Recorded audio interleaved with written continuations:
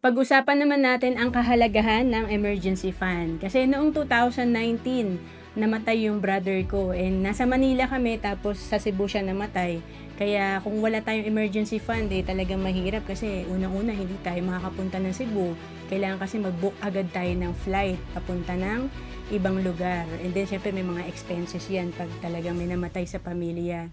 And after a week na namatay yung brother ko, may emergency uling dumating sa amin. Nagkaroon naman ng dengue yung anak namin na 3 years old siya that time.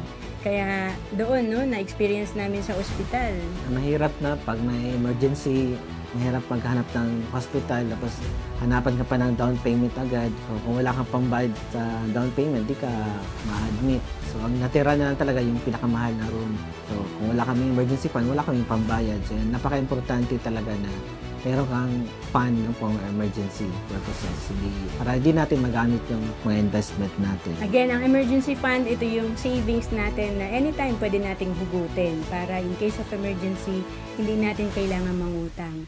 And to know more about savings and investment, message mo lang ako sa FB, Roan Cedes Capistrano.